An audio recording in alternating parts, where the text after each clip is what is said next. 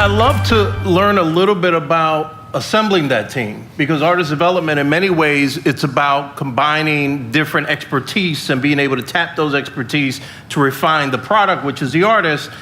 And I like to learn from each of your points of view, what would you say is the best way to start assembling that team? Who do you know, or how do you know who to work with and how to find these folks? So if you're an artist, or maybe you're a manager working with an artist, how do you go about putting that team together? So I look at it like a director who's about to make a movie. You need to cast people for every role. So you need a kick-ass team. So you need specialists for every department. Also for some artists, some may be fantastic songwriters themselves, so they need attention somewhere else. So what we say, for us, it's like if we've signed on somebody, it's like we are fan number one. So we are their fan already. Mm-hmm. Now we have to make sure that the others feel the same way. Mm-hmm. Okay, and I think the music and the entertainment industry is going through a reboot of sorts. So having people being over-prepared, I don't think we've seen that people do not connect to that too. So one has to be careful about not going overboard, So it has to be chiseled out with each one. So there's no.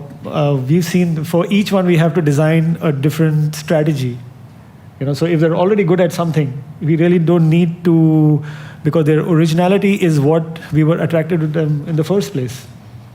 So, and if you start changing that, then we change the DNA of what was likable in the first place. So the idea is to make them relevant and likable, what works, so you don't touch it. It's a very delicate line between, there's a thin line between love and hate. So there's a thin line between, I think, disturbing that attribute.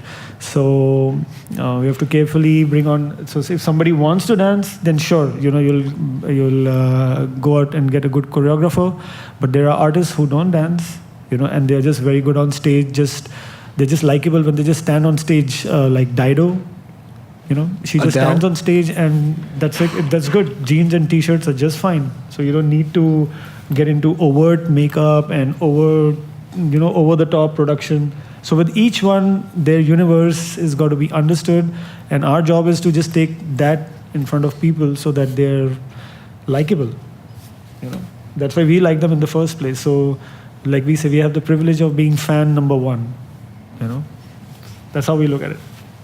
It's going to be hard for me to add anything to that, because I think that's a big mistake that a lot of people make right away, is that taking the thing that's already working or the thing that's already great about that artist and trying to turn it on its, change it into something else rather than, that's great, and then what other exciting things are there about you? Because it's true, we're professional fans at the end of the day. So, and I think if you're going to be on the artist's team, sometimes.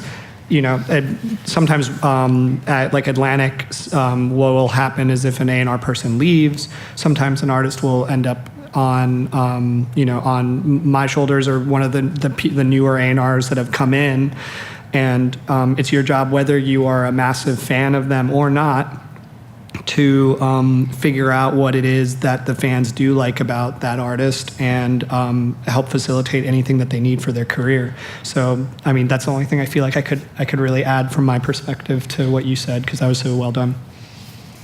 And just to give myself a little refresh on the question, is what goes into choosing the team? Yeah, if you could provide maybe some insight into how to go about finding these folks. Well, I think we could probably all agree in this room it's a combination of the stars aligning, being in the right place at the right time, a little stroke of luck here or there. Mm-hmm. But there's definitely some questions and some things that my business partner and I and the rest of our team look for. A super simple, easy question to ask yourself is, or at least ask people in the beginning stages of getting to know these people, is like, what team sports did you play growing up as a kid? Were you part of a band? Were you part of a club of any sort? And the reason why my business partner and I would ask those questions is it demonstrates if they've been part of teamwork environments in the past. And I think we could all agree in this room that the environments that you come from as a child into your teens, and into college, into a community teamwork environment like this, being able to be a team player is super crucial.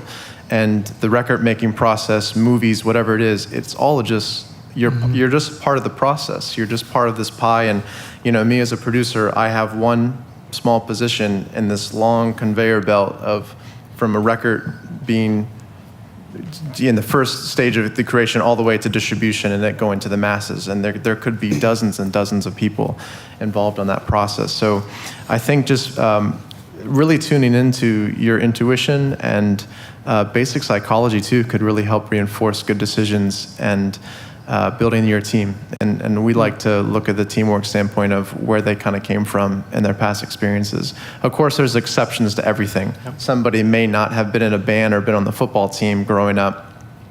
There's exceptions, but that's a good general rule of thumb that I look at, and that's been backed up by years and years of dealing with people where some individuals can be super, super talented and provide value to our project, but they have no sense of communication, time, things of that nature. And I would almost rather take the punctuality and being professional with an average amount of talent.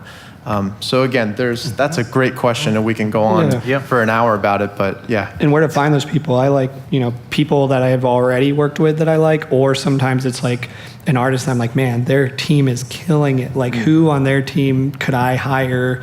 Like, because I want that same sort of, like, there's a lot of similarities between what that they were able to accomplish and what I want to accomplish. So as far as like that, the actual practical application of like how I look for people, it's like just, being a fan of other people's works too, and like pointing out strengths where I see them in there and calling it out and being like, that person killed it in that department. and values and all that line up with that too.